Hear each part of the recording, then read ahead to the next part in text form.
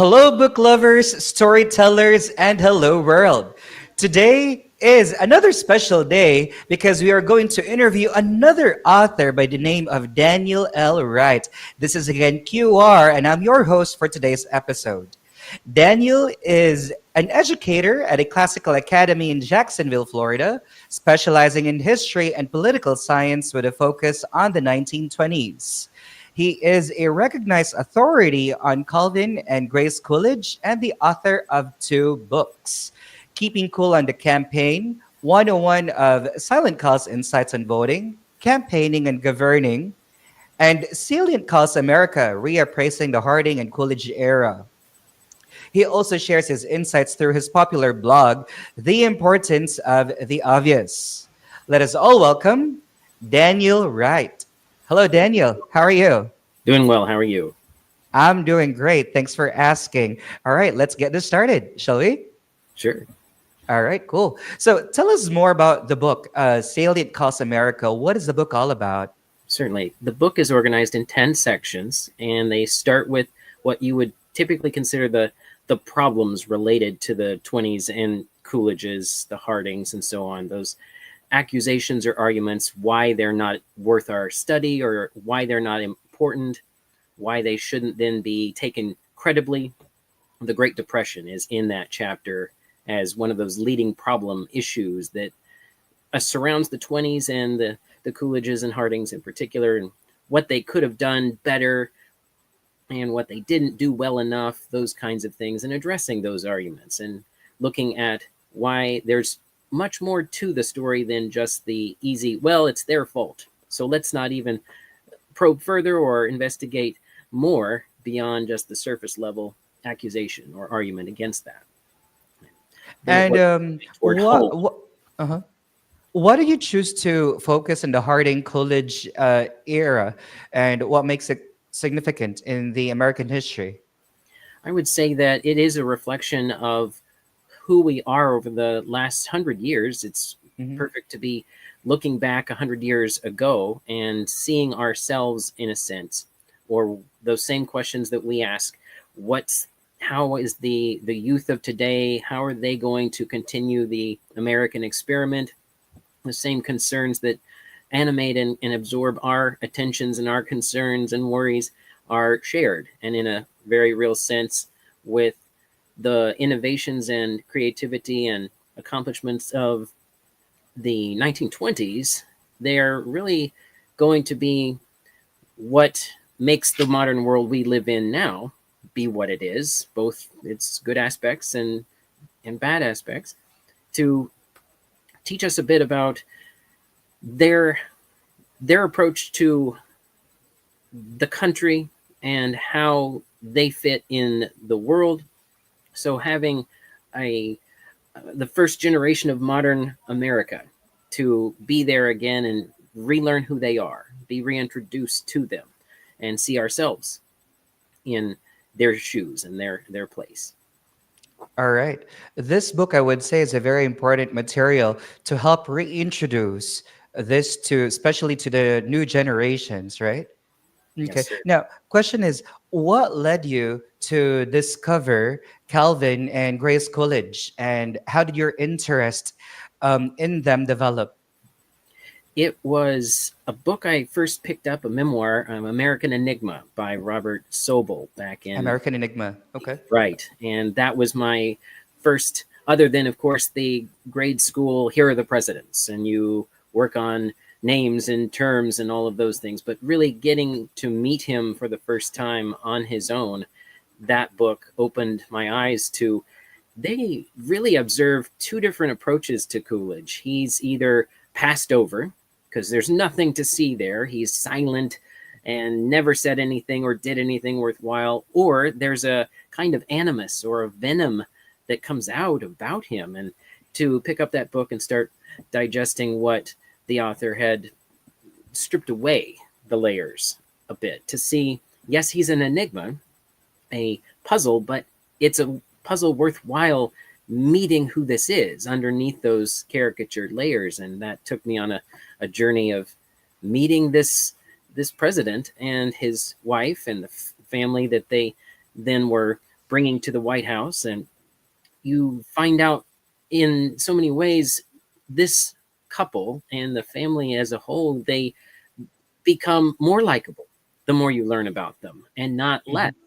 Mhm. So many times presidents are less liked the more you learn who they are and how they work, and Yeah. problems or not do well in their job. But they grow on you, and they have then more humanity and more relatability the more I learned. Agree, agree. Now, Daniel, for those who are watching us live, where can they grab a copy of Salient Calls America? Certainly, they are available on Amazon, Barnes and Noble, Apple. The Liberty Hill Publishing also has a copy available. They're available in an ebook. Any bookseller should be able to uh, make it available to. And your website? And the website of salientcal.com is the importance of the obvious was a concept that we brought together in about 2013, and it was keying off of what Coolidge himself said one day, that he wrote quite an extensive set of speeches and messages and addresses, and in his daily articles after the presidency. And in the course of all this writing and thinking, he at one point says, I should write about the importance of the obvious. It should be something that many people step over, forget, don't think about. And I'm going to write that piece one day, Mhm. how important the essentials are, the basics again. So he never quite wrote an essay only on that, but his speeches were together a great distillation of what he considered this is basic, fundamental, essential. Aside from keeping cool in the campaign and Salient Calls America, are you working on a new book? Do you have any plans of coming up with one in the future? I certainly do. One of the leading ideas that I'm developing is a book about the first federal judge, the female judge that Coolidge named and was confirmed in 1928. And so her biography, Genevieve Rose Klein was her name, and he named her to a position that was very, very technical and required a lot of knowledge of that customs law that she was on the court for. And that story of her life really deserves to be told again too. She does feature in the book, but not as a full-length biography, obviously. So that's something I'm working on next. All right, so that's something to watch out for. Now, going back to Salient Calls America, when did you started writing this? This is about 7, 8 years of time. I It see. was the book that you want to read. It's the kind of project that this should be out here. There should be a Mhm. way of introducing the Coolidges to people who have not heard of them, and then they can meet them. But also, it can start to address how culturally significant, not just a successful political couple, but how they are culturally impacting the cutting edge of American culture, and really around the world. Their influence is felt. The use of radio, the use of photography, the way that they are developing the presidency and the first lady roles. And that does have a significant forward impression going. For instance, the White House is in the 20s, thanks to their efforts, going to become more of a house that represents a, a set of artifacts, too. It's not just everyone as they come and go through the people's house, they take Mhm. their stuff with them. It becomes much more of this is a significant place to preserve the old artifacts and things that represent the folks who have come through that house and served in that way. And so it would be a White House as a museum is in part their legacy, the preservation of those old things that were forgotten about or just lost to the winds. Their work with the the sportsmanship of the 20s, how football is becoming an absorbing industry in its own right, the impact that they have culturally on film and the use of the development of those technical aspects. The TV was not there yet, but it was right Yeah. around the corner, and so encouraging all of this innovation.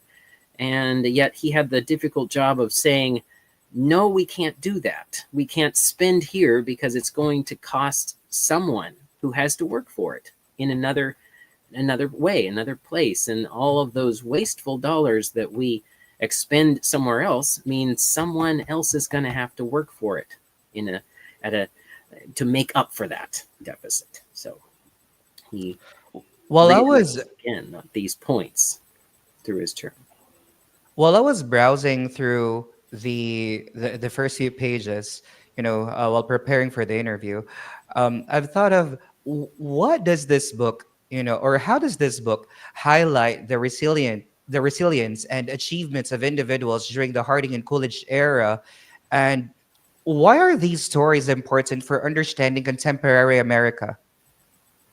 I would say that they do show the qualities of decency and having the job not to benefit yourself, but to help people and use it then with that eye for someone here is having to bear the burden of being chosen in this role that they have to empty themselves out to serve well.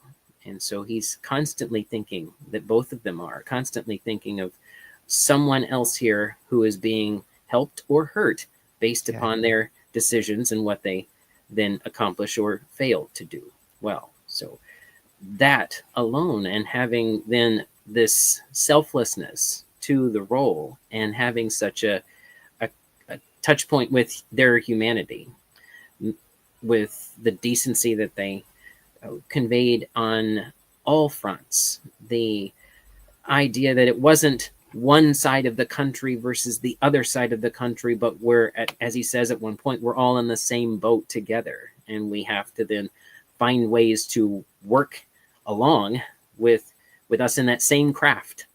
There's not an us versus them animosity he's fueling and encouraging. He's trying to confront it and diffuse it where he sees it. And it was certainly not unlike any time now, 100 years later, that there is this antagonism between this political side and that political side. And he's a great example. They have those same problems 100 years ago, but here's how he dealt with that. And so it is useful to see presidents not just as, here are the big names, and let's look at how they solved their own crises, but how someone like Coolidge and Harding as well, they had no less a set of crises or emergencies in their time, but they handled it so well that now it looks like it was minor by comparison. But the truth would actually be it was substantial. It was a great set of emergencies and crises they did help address. Right. I agree with you. Now, what impact do you hope this book will have on readers, on their understanding of the Harding Coolidge era and its relevance today? I would say that it's going to be with the goal or with the view of having him included in the conversation again, having his outlook and his way of seeing the American experiment as a different, a fresh view. And he shouldn't then be excluded from the public discourse, even the private conversation of here's his take, here's how he addressed how he saw America and how he addressed the problems America was facing at the time. It's going to be something that he's dealing with an America that now we're very used to in many respects, that in his time was dawning. And so he's seeing it at its inception in several ways. And yet we can then benefit from here's his vantage point and his perspective that he can then bring to the conversation that really shouldn't be excluded from the table. And that's true for Grace as well, and her perspective and what she brought to the role and service as First Lady. The cultural significance that they bear. So would love to see this become one way to open the door again to those presidents who aren't on Mount Rushmore, even though he dedicated it in 1927, that should be considered again and welcomed into the consciousness of what we are and who we can be as a people. All right. Now, I'm going to give you the opportunity to share a message, to all of our viewers out there. All right.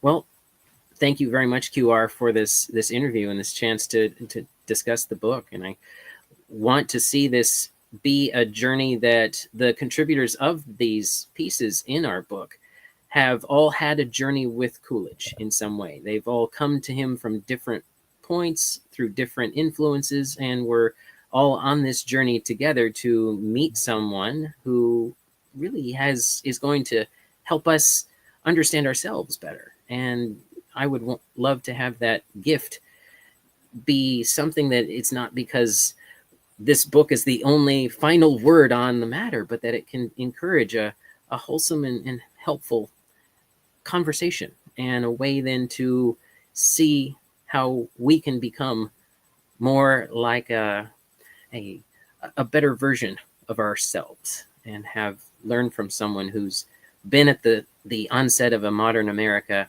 with that perspective he and she both possessed. All right. There you have it, folks.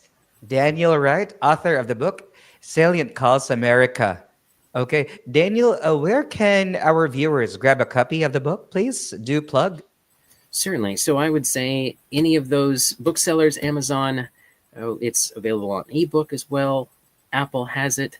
The Barnes and Noble booksellers, Liberty Hill, the publisher, also has it available.